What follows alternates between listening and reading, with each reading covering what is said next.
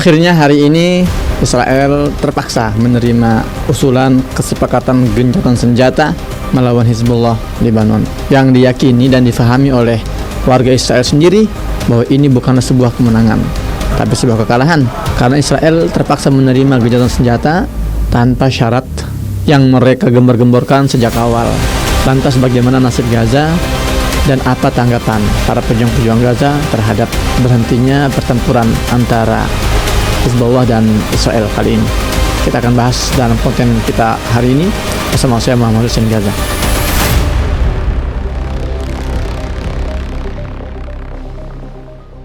Assalamualaikum warahmatullahi wabarakatuh. Alhamdulillah wassalatu wassalamu ala rasulillah.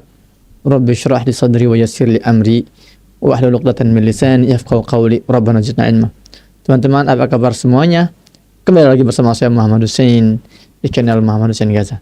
Teman-teman, hari ini kita ada kabar yang mengembirakan. Akhirnya saudara kita di Lebanon ya bisa lebih tenang karena Israel sepakat untuk menerima usulan kesepakatan gencatan senjata yang dimediasi oleh Amerika. Artinya jual beli serangan antara Hizbullah dengan Israel sudah berhenti. Namun sampai kapan, berapa lama, dan bagaimana akan berakhir? Oke, kita akan bahas dalam konten kali ini, teman-teman. Kita seperti biasa sumbernya adalah gazamedia.net. Teman-teman, sebelum kita masuk di sini saya akan bacakan dulu satu berita dari gazamedia.net.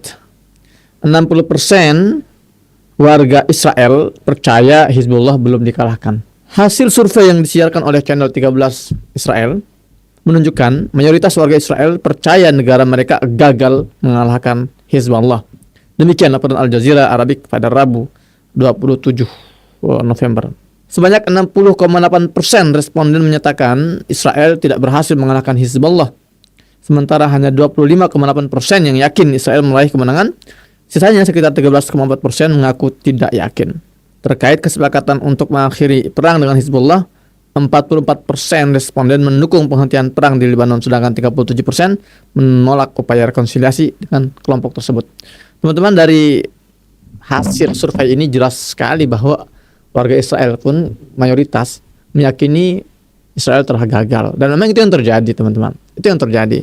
Kenapa? Karena kalau dari pihak Hizbullah, ya tujuan mereka jelas, mereka mempertahankan diri dan membantu Gaza. Itu aja.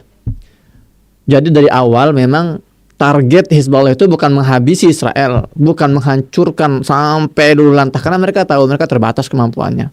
Tapi mereka mengatakan kami membantu Gaza dan kami mempertahankan diri dari serangan-serangan Israel. Sementara kalau tujuan Israel jelas dari awal, Netanyahu berkoar-koar bahwa kami tidak akan keluar dari Lebanon sebelum kami menghabisi kekuatan perlawanan Hizbullah di wilayah Lebanon. Dan mereka juga menjanjikan akan menguasai beberapa wilayah di Lebanon. Mereka juga berambisi menduduki wilayah-wilayah di Lebanon, tapi semuanya tidak tercapai. Artinya gagal, kalah dalam peperangan ini. Hizbullah di Lebanon menyebut perang ini dengan perang Uli Ba'sin. Mereka mengambil nama ini dari surat Al-Isra, surat ke-17 ayat ke-5. Ketika Allah berfirman, A'udzubillahi minasyaitonirrajim, wa idza ja'u adu'u lahuma ba'asna 'alaikum ibadalana uli ba'sin syadid. Sementara Israel menamakan perang ini dengan perang Asham al-Shimali atau perang utara, yang artinya panah utara, operasi panah utara. Teman-teman, akhirnya Joe Biden kemarin hari Selasa malam mengumumkan kesepakatan gencatan senjata mulai dari hari Rabu ini tanggal 27 November. Ada beberapa poin dari kesepakatan tersebut, saya hanya akan baca beberapanya aja, dikit aja ya. Pertama, bahwa kesepakatan ini menyebutkan bahwa kedua pihak yang bertikai, baik Israel maupun Lebanon, mereka tidak boleh saling menyerang dalam kurun waktu 60 hari. Jadi nggak ada lagi roket-roket yang dilontarkan dari Israel atau jet tempur yang menyerang ke Lebanon, atau dari Lebanon serangan balasan ke Israel, juga tidak boleh sampai 60 hari. Dan kemudian Israel harus menarik mundur pasukannya secara berkala.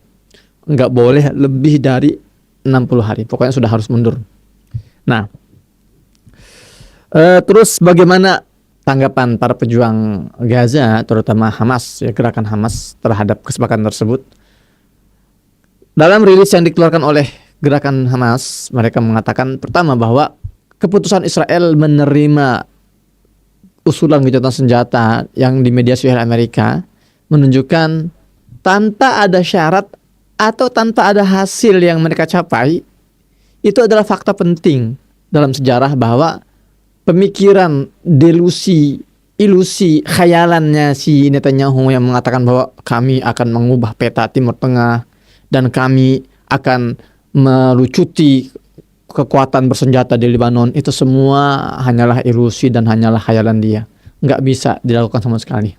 Dan terbukti ya mereka, karena memang terpaksa, mereka tidak mampu lagi, mereka tidak kuat lagi untuk melanjutkan serangan-serangan ini. Ya, maka dari itu akhirnya tercapailah kesepakatan gencatan senjata ini. Jadi bagi warga Lebanon, bagi para pejuang Hizbullah Lebanon, ini adalah sebuah kemenangan, dan bagi warga Israel ini sebuah kekalahan. Seperti yang tadi sudah kita sebutkan bahwa survei yang dilakukan oleh channel 13 Israel mengatakan bahwa 60,8% warga Israel meyakini bahwa Israel telah gagal dalam melakukan operasinya di wilayah Lebanon. Sementara di front Gaza, para pejuang Gaza juga sampai hari ini sudah hari ke-417 masih bertahan. Tidak hanya bertahan, bahkan mereka terus berhasil menghabisi tentara-tentara Zionis yang masuk ke wilayah Gaza. Yang terbaru ini ada berita saya dapat dari teman-teman saya di grup jurnalis. Nah, hari ini ada beberapa peristiwa yang luar biasa di Jabalia. Lagi-lagi Jabalia, ini kota perlawanan yang luar biasa, sengit sekali. Ini kota perlawanan yang sangat luar biasa, sengit sekali peperangan di sana. Jabalia, kota di wilayah jalur Gaza bagian utara. Hari ini ada dua peristiwa penting. Yang pertama, para pejuang Gaza berhasil meledakkan satu bangunan di mana di situ sedang bersembunyi beberapa tentara Zionis. Ya, tidak ada data berapa yang terbunuh dan terluka, yang pasti ledakan itu besar sekali dan ya pastilah ada yang tewas di situ. Peristiwa kedua juga di Jabalia, para pejuang Gaza berhasil mentarget 2 tank baja Zionis yang di dalamnya ada beberapa tentara mereka. Itu hanya di Jabalia. Kita belum dapat lagi informasi dari wilayah-wilayah lain. Yang pasti ada beberapa titik-titik perlawanan yang terus berkecamuk di wilayah Gaza, teman-teman. 417 hari Gaza masih bertahan. Meski demikian tentu kita juga tidak bisa melupakan ada korban-korban nyawa di pihak Gaza yang juga terus bertambah.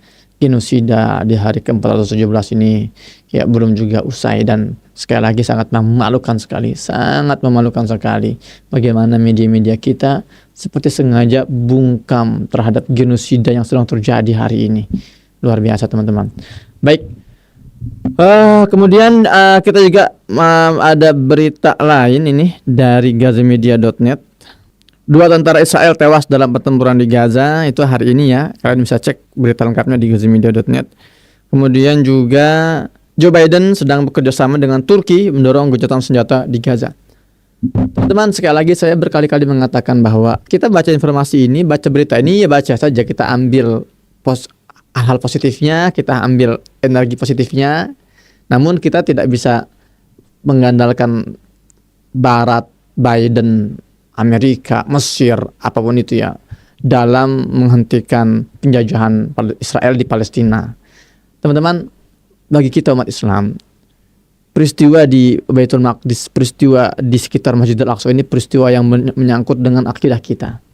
Ya, ini peristiwa akhir zaman yang sudah disebutkan oleh Nabi SAW 14 abad yang lalu. Al-Quran sudah menyebutkan dalam surat Al-Isra.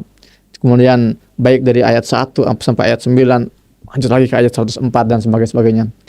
Jadi ketika kita memahami ini adalah persoalan akidah, maka kita tidak bisa menyerahkan Barat untuk mencari solusi versi mereka, cara mereka. Enggak. Solusi akhir penjajahan Israel di Palestina akan terjadi sesuai skenario yang sudah Allah tuliskan dalam Al-Quran. Idza ja'u ulahu ma ba'atsna 'alaikum ibadan lana uli ba'sin syadid. Bahwa yang akan membebaskan, yang akan memenangkan Baitul Maqdis, Masjidil Aqsa adalah hamba-hamba Allah yang tangguh, yang memiliki mental pejuang-pejuang hebat, orang-orang yang punya skill-skill besar, baik itu kemenangan di fase pertama maupun kemenangan di fase kedua terhadap Bani Israel. Jadi saya selalu mengharapkan teman-teman bahwa pesan-pesan yang saya sampaikan dalam berbagai monolog saya seperti ini, dalam podcast saya ini, yang ingin kalian pahami adalah kita tidak harus dan kita tidak boleh mengandalkan Barat atau lainnya atau negara-negara manapun ketika bicara tentang pembebasan Baitul Maqdis. Kita membutuhkan kontribusi mereka, tapi tetap pada akhirnya yang bisa menentukan kemenangan Baitul Maqdis, kemenangan Palestina adalah kita sebagai umat Islam. Dan yang akan berkontribusi ketika tentu dengan bantuan dari Allah Subhanahu wa taala. Makanya semua rahasia ini sudah tertulis dalam Al-Quran. Semua tips dan trik sudah Allah tulis dalam Al-Quran. Bagaimana cara-cara yang harusnya kita lakukan, kita jalankan dalam memenangkan pertempuran ini. Ini bukan hanya pertempuran antara Palestina dan Israel.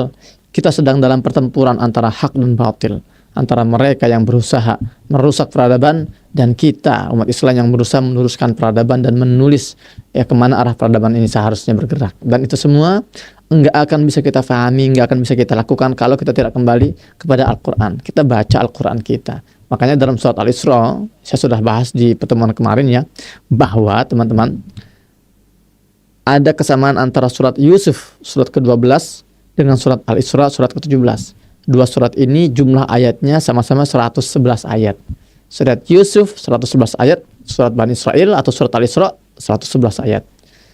Tidak hanya sama dalam jumlah ayatnya, tapi juga ada kesamaan topik di dalamnya, yaitu sama-sama membahas tentang Bani Israel. Surat Yusuf membahas tentang awal mula peradaban Bani Israel tercipta. Sementara surat Al-Isra menceritakan tentang akhir dan ujung dari sebuah peradaban Bani Israel. Dan dalam surat Al-Isra, surat yang membahas tentang kehancuran Bani Israel, Allah sebutkan 10 kali kalimat Al-Quran dan 1 kali kalimat Quranan. Kalau digabung ada 11 kalimat Quran dalam Al-Isra, baik pakai alif lam ataupun yang nakirah tanpa alif lam. Artinya apa? Artinya itu adalah jumlah terbanyak Allah menyebutkan kalimat Al-Quran, kata Al-Quran dalam satu surat. Nggak ada Allah menyebutkan dalam surat lain itu melebihi 4 ya, Al-Quran. Di dalam surat apapun itu ya, hanya ada 4, paling banyak itu ada 4 Al-Quran, kalimat Al-Quran di satu surat itu. Sementara Al-Isra, surat yang cuma 111 ayat, isinya ada 10 Al-Quran dan 1 Quranan. Artinya apa? Ini isyarat bahwa generasi yang akan membebaskan Baitul Maqdis, Masjidil Aqsa adalah generasi yang memahami Al-Quran. Mereka para hamalatul Quran, para pengemban Al-Quran. Tidak hanya menghafal Al-Quran, tapi mereka pengejawentahan ayat-ayat Allah atau Al-Quran di atas muka bumi ini. Maka dari itu, ayo teman-teman, kita harus kembali pada Al-Quran. Dan itu nggak bisa kita lakukan kalau kita tidak memiliki instrumen atau pengetahuan yang bisa kita gunakan untuk memahami Al-Quran. Yang paling utama apa? Bahasa Arab.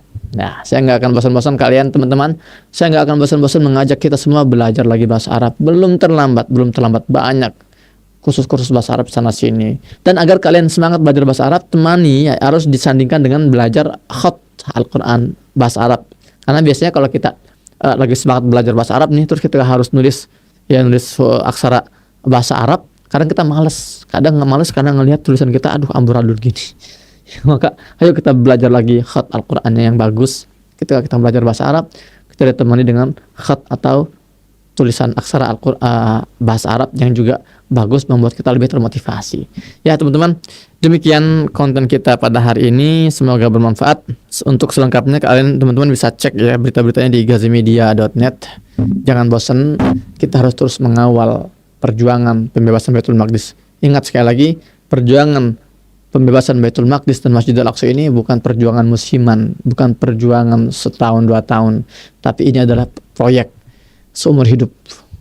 Ini adalah perjuangan yang harus melibatkan kita, istri kita, suami kita, anak-anak kita, saudara-saudara kita. Ini perjuangan besar yang harus kita lakukan, kita jalankan dengan totalitas, dengan mengerahkan semua yang kita miliki. Pertanyaannya bukan kenapa kita harus bantu Palestina, nggak seperti itu. Tapi pertanyaan sesungguhnya adalah kenapa kita harus memperjuangkan Palestina, memperjuangkan Baitul Maqdis dengan mengerahkan seluruh daya dan tenaga yang bisa kita berikan. Karena sekali lagi, ini adalah prioritas kita hari ini.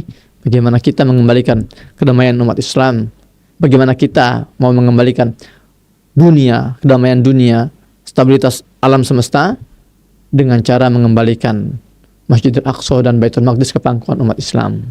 Sampai jumpa di konten berikutnya bersama saya Muhammad Hussein Gaza. Assalamualaikum warahmatullahi wabarakatuh.